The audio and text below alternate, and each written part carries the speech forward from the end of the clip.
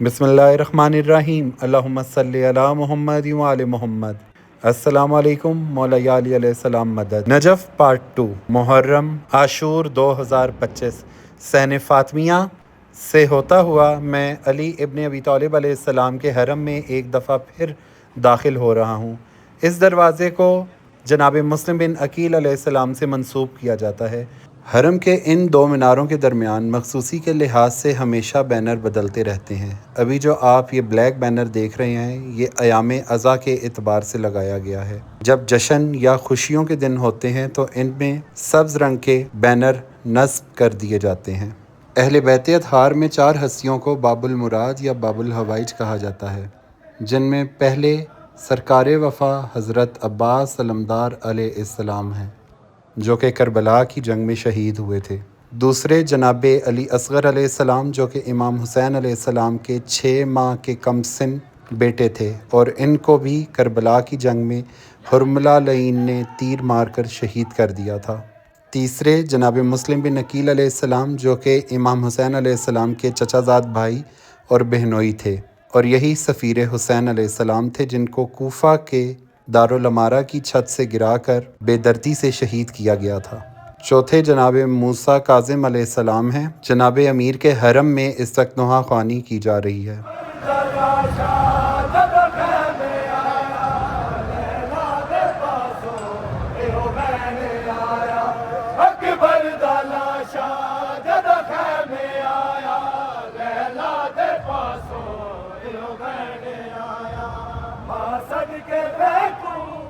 सलाम हो जनाब अमीरुल मोमिनीन अलैहिस्सलाम। खुदा का दरूद सलाम हमारे पहले मज़लूम इमाम पर, जिनकी कदर उनके दौर के बेशतर मुसलमानों ने ना की। मोहसिन जाफ़री और इस्लामाबाद पार्टी मेरे दिल के बहुत करीब हैं। मौला के वो अज़ादार जिन्होंने अज़ादारी को अपना मकसद हयात बना दिया। खुदा अपने हर मोमिन की चहारदा मासूमीन अलैहिस्सलाम के सदक़े हिफाजत फरमाए, इनकी तौफ़ीक़ात में इजाफ़ा फ़रमाए। इलाही आमीन। हरम के इन सहन में हमेशा ही आज़ादारी होती हुई आपको मिलेगी, कहीं नोहा ख़्वानी और कहीं मातमदारी। और इनसे बाहर इराक़ी ग्रुप्स अपनी रवायती अंदाज़ में जुलूस की बरामदगियाँ करते हुए मौला को सलामियाँ पेश करते हैं।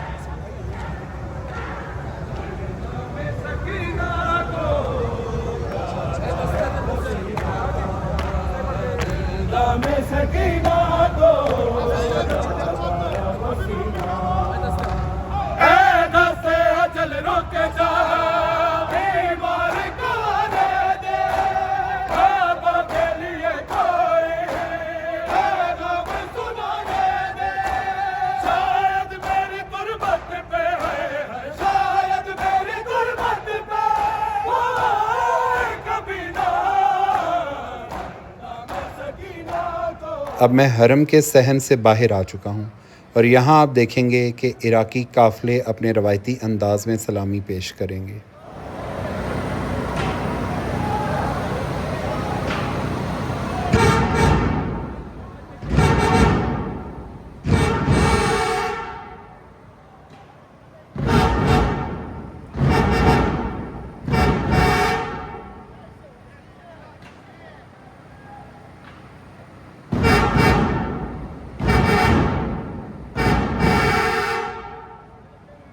जिस वक्त मुहर्रम के अयाम अज़ा में इराक़ी काफ़िले बाहर सलामी पेश कर रहे होते हैं, पाकिस्तानी काफ़िले हरम के अंदर नोहा ख़्वानी और मातमदारी के अमल में मसरूफ़ रहते हैं। بیشتر آپ کو پاکستان اور ہندوستان کے ہی قافلے یہاں پر دیکھنے کو ملیں گے۔ رات گئے میں نے ٹیکسی لی اور میں مسجد کوفہ شب جمعہ کے لیے نکل پڑا۔ مسجد کوفہ میں جہاں امیر المومنین علیہ السلام کی شہادت ہوئی تھی، شب جمعہ کی مخصوصی بہت خاص ہے۔ مسجد کوفہ کی زیارت کرتے ہوئے آپ دیکھیں گے کہ وہاں کے مقامات پر بہت سے اعمال کیے جاتے ہیں۔ اگر آپ کے پاس کتاب ہو تو ٹھیک، نہیں تو آپ کسی عراقی عالم دین کی بھی مدد حاصل کر سکتے ہیں، جن سے آپ کچھ نیاز طے کر کے اعمال کا طریقہ کار پوچھ سکتے ہیں، اور ہر مقام پر وہ آپ کو اس کی ہسٹری بتاتے چلیں گے۔ اس کے لیے ضروری ہے یا تو آپ کو عربی آتی ہو یا جس عالم دین کا آپ نے انتخاب کیا ہے وہ انگریزی جانتا ہو۔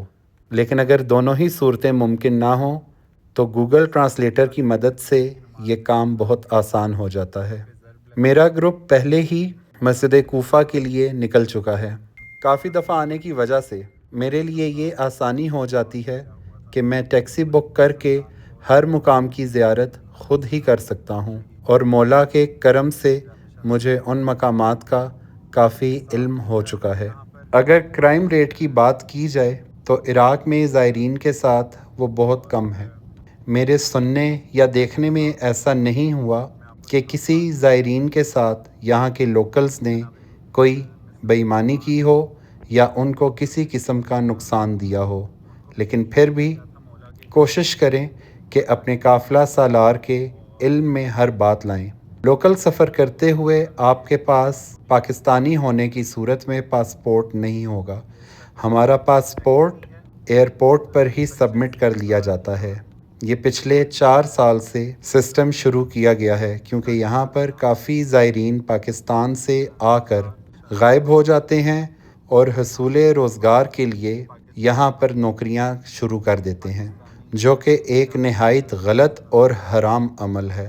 آپ نہ صرف اپنے ملک کی ساخت کو خراب کر رہے ہیں بلکہ اپنے پاسپورٹ کو بھی بدنام کر رہے ہیں۔ بیشتر پاکستانی زائرین کی انہی حرکتوں کی وجہ سے تمام زائرین کافی سفر کرتے ہیں۔ جب پاسپورٹ آپ کا جمع کر لیا جاتا ہے تو آپ کو ویزا ایشو کرتے ہیں۔ وہ پرمٹ پیپر ہمیشہ آپ کے پاس ہونا چاہیے، کیونکہ عراق میں جگہ جگہ پولیس چیک پوسٹ موجود ہیں۔ ٹیکسی میں اگر آپ سفر کر رہے ہوں تو عراقی اتھارٹیز آپ سے وہ پرمٹ پیپر طلب کر سکتے ہیں۔ مسجد کوفہ کے اطراف کے تمام بازار اور دکانیں اس ٹائم بند ہو چکی ہیں، کیونکہ تقریباً رات 2 کا وقت ہے۔ لیکن آپ مسجد کوفہ کے اندر کے مناظر دیکھیں گے تو آپ کو اندازہ ہوگا کہ کس بڑی تعداد میں زائرین امام حسین علیہ السلام مسجد کوفہ شب جمعہ گزارنے کے لیے آئے ہوئے ہیں۔ مسجد کوفہ کی اپنی ایک قدیم تاریخ ہے۔ میں چاہوں گا کہ آپ تمام مومنین یہاں وزٹ کرنے سے پہلے مسجد کوفہ کی تاریخ ضرور پڑھیں اور یہاں کے اعمال کو بخوبی جان لیں۔ مسجد کوفہ میں بہت سے مقدس مقامات اور مصلے ہیں۔ ہر مصلے پر 2 رکعت نوافل آپ نے ادا کرنے ہوتے ہیں، اور مقامات میں سب سے بڑا مقام جائے ضربت کا ہے، جہاں پر 19 رمضان المبارک کی فجر کی نماز میں جناب امیر المومنین علیہ السلام کو لائن ابن ملجم نے ضرب لگائی تھی، اور مولا 21 رمضان کو جام شہادت نوش فرما گئے تھے۔ جناب مسلم بن عقیل کا روضہ بھی مسجد کے اندر موجود ہے۔ ہانی ابن عروہ جنہوں نے جناب مسلم بن عقیل علیہ السلام کو اپنے پاس پناہ دی تھی، اس جرم میں ان کو بھی شہید کر دیا گیا۔ مسلم بن عقیل علیہ السلام کے روضے سے تھوڑا سا ہی آگے آپ کو جناب مختار ثقفی کا روضہ نظر آئے گا۔ لاکھانی ٹیم کے ہیلپرز یہاں پر موجود ہیں، جنہوں نے تمام گروپ کے ممبرز کے شوز اپنے پاس ہی رکھے ہوئے ہیں۔ ویسے تو یہاں پر آپ امانت خانے میں بھی شوز جمع کروا سکتے ہیں، لیکن اگر گروپ کی تعداد بڑی ہو تو وہ آپ کو باسکٹس پرووائڈ کر دیا کرتے ہیں، جس میں گروپ کے ہیلپرز تمام زائرین کے شوز اکٹھے کر لیتے ہیں۔ لیکن اگر آپ اکیلے آ رہے ہیں تو آپ امانات میں اپنے شوز جمع کروا سکتے ہیں اور زیارت کرنے کے بعد وہاں سے اپنے شوز واپس کلیکٹ کر سکتے ہیں۔ اس وقت میں مسجد کے مین دروازے سے داخل ہونے جا رہا ہوں۔ داخل ہوتے ہی آپ کو جو سب سے پہلا مقام نظر آئے گا وہ ایک کنویں کا ہے۔ جس کو حضرت نوح علیہ السلام سے منسوب کیا جاتا ہے۔ کہا جاتا ہے کہ اسی کنویں سے وہ پانی نمودار ہوا تھا جو حضرت نوح کے دور میں سیلاب آیا تھا، اور اسی مقام پر آ کر وہ پانی زمین کے اندر چلا گیا تھا۔ تاریخ میں بتایا گیا ہے کہ حضرت نوح علیہ السلام نے، جو کہ نبی اللہ ہیں، انہوں نے یہاں پر ہی اس طوفان کی ایک کشتی بنائی تھی جس سے حضرت نوح نے اپنی اور خدا کی خلقت کی جان بچائی تھی۔ یہ جو سنہرا گنبد آپ کو نظر آ رہا ہے، یہ جناب مسلم بن عقیل کا ہے، اور یہ وہ کنواں ہے جہاں پر مومنین پانی پی کر شفا یاب ہوتے ہیں۔ اکثر مومنین ادھر وضو بھی کرنا شروع کر دیتے ہیں، جس کو مسجد کی انتظامیہ شدید ناپسند کرتی ہے۔ یہ پانی صرف پینے کے لیے ہے، لیکن لوگ یہاں سے گلاسوں میں پانی بھر کے وضو کا عمل بھی جاری کر دیتے ہیں۔ کوشش کریں کہ مقدس مقامات کی جو بھی انتظامیہ اور مینجمنٹ کی پالیسی ہو اس کو فالو کریں تاکہ وہاں کے SOPs کی پاسداری ہو سکے۔ یہ مسجد کوفہ کا مین صحن ہے، اس میں بھی ڈیفرنٹ مقامات اور مصلے ہیں۔ یہاں پر حضرت محمد صلی اللہ علیہ وآلہ وسلم کا بھی مصلی موجود ہے، جس کی تاریخ ہے کہ نبی اللہ محمد نے یہاں پر شب معراج کو نوافل ادا کیے۔ اور یہ پلر نما جو آپ ایک چیز دیکھ رہے ہیں، یہ قدیم زمانے کا وقت پتہ لگانے کا طریقہ تھا۔ جب سورج کی کرنیں اس پہ پڑتی ہیں تو اس کے سائے سے اندازہ لگایا جاتا تھا کہ کس نماز کا وقت داخل ہو چکا ہے۔ اس کے بالکل سامنے کوریڈور میں آپ کو وہ محراب بھی نظر آئے گی جو کہ امیر المومنین علیہ السلام سے منسوب کی جاتی ہے۔ کوشش کریں کہ ہر مقام پر نوافل ادا کریں اور خدا سے اپنی حاجات طلب کریں۔ مسجد کے صحن میں اور کوریڈور میں بہت سے مقامات ہیں۔ تمام مقامات کی زیارت تو کروانا میرے لیے ممکن نہیں ہے کیونکہ میں نے اپنے گروپ کو بھی جوائن کرنا ہے۔ نیکسٹ پارٹ میں مسجد کوفہ سے ہی سٹارٹ کروں گا، اور اس دعا کے ساتھ کہ اللہ تعالیٰ آپ تمام دیکھنے والوں کو اس جگہ کی زیارت نصیب فرمائے۔ الہی آمین۔ Thanks for watching.